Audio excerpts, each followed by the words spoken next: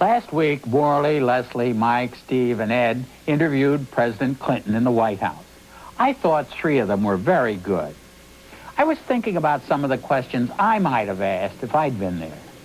Mr. President, you were half an hour late showing up for the interview. How can you do a thing like that? I can do it because I'm the president. Oh, well said, Mr. President. Let me turn to Bosnia. What do you think accounts for all the bloodshed in Sarajevo? In the center of Sarajevo, there was a Muslim mosque, an Orthodox cathedral, a Catholic church, and a Jewish synagogue right next together in the center of the city. If you're reelected, you're still only going to be 56 when you become an ex-president. When your term as president is over and you're free to live anywhere you want to, what one city would you most like to live in? In Dayton. When you and Hillary are home alone in the private quarters in the White House, you or Hillary ever cook dinner? You ever make macaroni and cheese?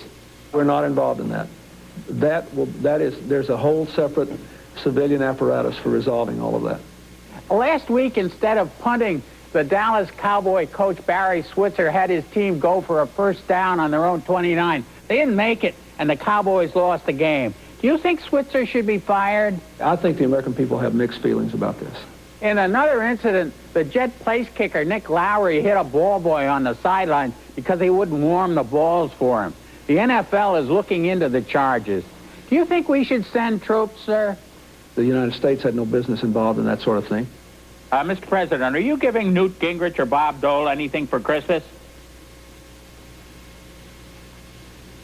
Hello? Can you hear me from back here, sir? Can you hear me, sir?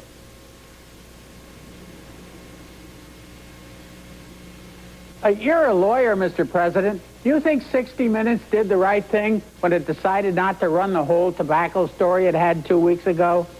They blew it. Thanks, Bill. Thank you, Mr. President. Thank you so much. Thanks very much. Well, I didn't get to meet Mr. Clinton, but I'd like to point out that I'm the only correspondent here who shook hands with President Franklin D. Roosevelt at a press conference in 1944. Yeah. Back in a moment with the mail.